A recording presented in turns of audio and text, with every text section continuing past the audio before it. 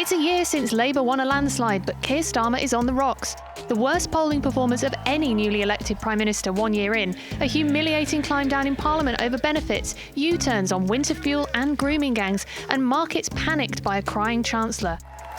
But what about all those shiny promises from the election campaign? 40,000 extra appointments every week in the NHS. We will not raise national insurance. Step 3, we will smash the criminal boat gangs.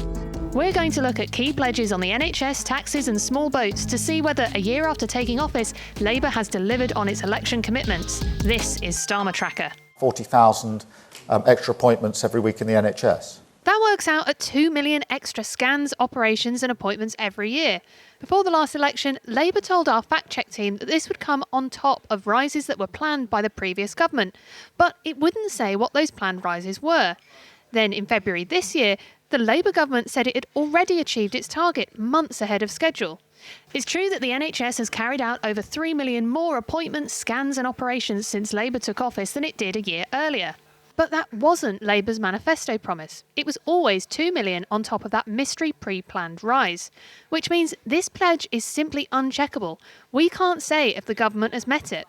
The Department of Health says the rise in appointments has been achieved in large part because of significant interventions by this government. We will not raise national insurance. That was Keir Starmer's guarantee before the election, but just months later... In today's budget, I am announcing an increase in employers' national insurance contributions.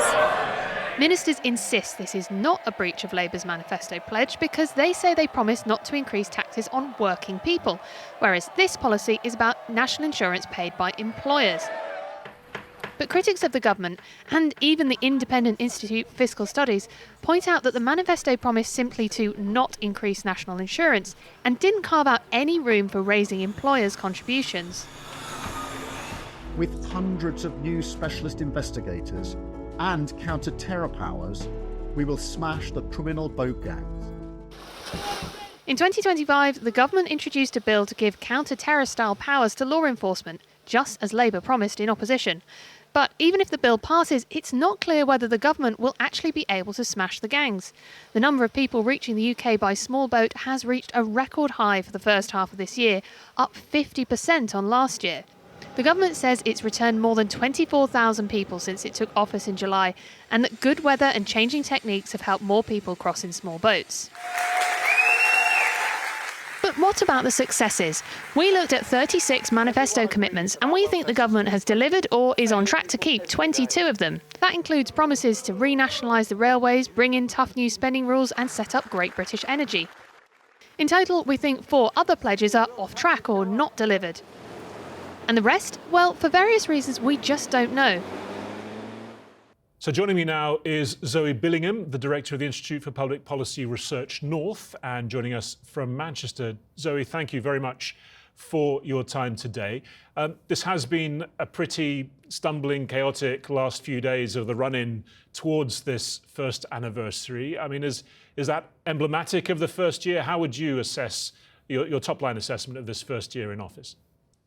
I think that actually when you cut through the politics that can be somewhat chaotic, we've actually seen some decent down payments by the government in the last year, whether that's, changing the terms of the economy, changing those all-important fiscal rules so they've been able to invest more than before, whether that's investing in clean and secure energy, and in other areas in regional policy, something that we care a lot about, IPPR North, we've seen the government make substantial commitments to the industrial strategy to the places across the country. So I think actually when you cut through the noise, there have been some significant investments. But we have seen these pretty spectacular U-turns in recent weeks. We have seen this big gap in government funding, billions worth, opening up just in recent days. Is there not concern that what you call down payments, that the bills might be coming in and they might be quite difficult to pay in a few months' time? Well, there's two things we're talking about here. On the one hand, there's the capital investment, the investment in our country's infrastructure, and the government has already given itself kind of the space and room to do that, whether that's in transport or in housing. But as you say, in the sort of day-to-day spending, how much government costs on an ongoing basis, I think there is an open question here about taxes. And we have been hearing a lot about that over the last few days, and it does seem that given the pressures on public services, the government will have to revisit the question of taxes later in the autumn. And that impinges potentially on the government's key watchword throughout its first 12 months, growth, which has been pretty anemic and the outlook isn't much better.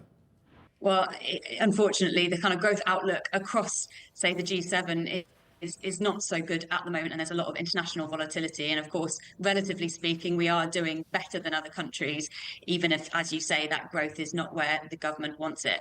But look, I think there are ways that the government can look to raise further finances through taxation without having a strong impact on the growth of the economy. So I think the government still has options in that space. And ultimately, when you speak to the public, what they want is well-functioning public services, investment in our schools.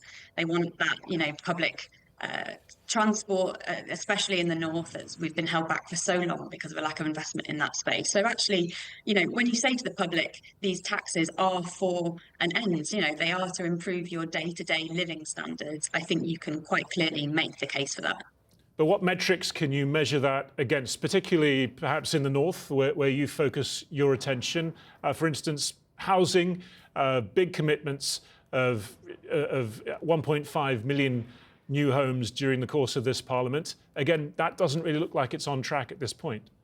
I think you're right that, whilst the government has been making down payments in the future, the public are, quite rightly wanting to see change happen soon. So the government's going to have to really think about what it's doing, particularly, say, on the cost of living, to make sure that people are feeling the impact of its policies today.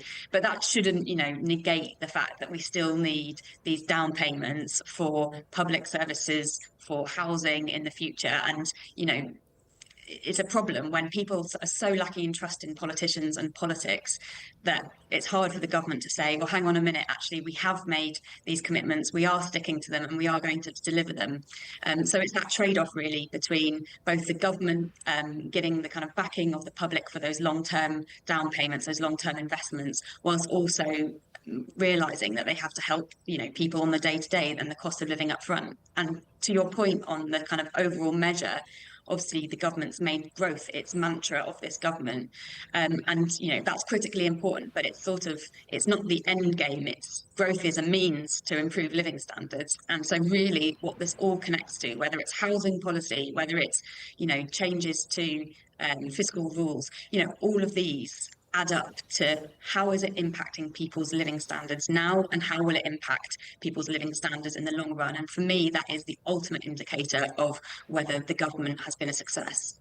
But people also look to their leaders and the personalities and the performance of those leaders. I mean, we saw those extraordinary scenes in the Commons yesterday, real political drama with Rachel Reeves looking so upset behind the Prime Minister.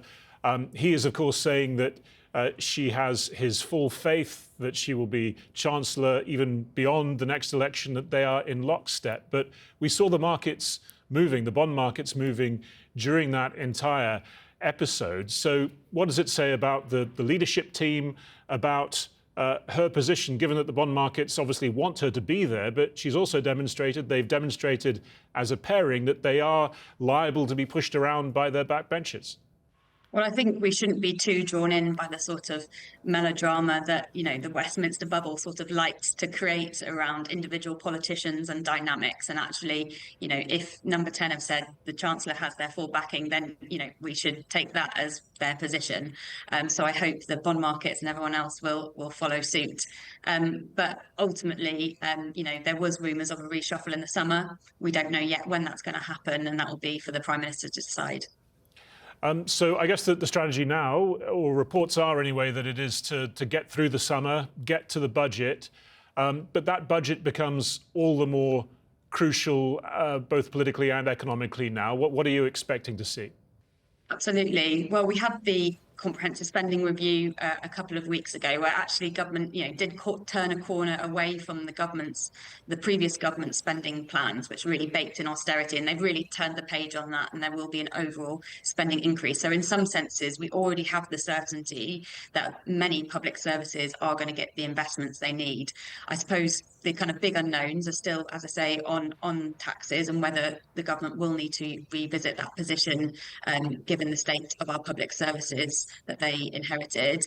But also, of course, with the international volatility and the renewed emphasis on defence spending, of course, that does then create trade-offs between sort of domestic policy and international policy. So I imagine those will be the two big ticket items that the government will have to consider in the autumn.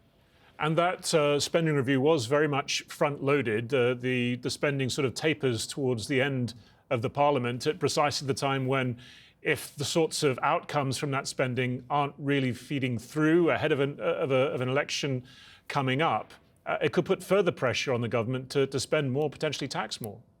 Well, I think the spending review has set out, as I say, a kind of overall real terms increase in spending. So there was a bit of a sigh of relief across many areas of government spending and in the wider sector about that. So it's kind of then up to the government to assess the kind of renewed pressures in the autumn. But I think for the time being, they've done a decent job of putting those down payments down for the next few years. And of course, that is the last big comprehensive spending review, dare I say, before the next general election. So it really mattered. All right, Zoë Billingham, thank you very much for joining us today. Thank you. You can get all the verdicts from our fact check team at our brand new website, channel4.com/Starmer.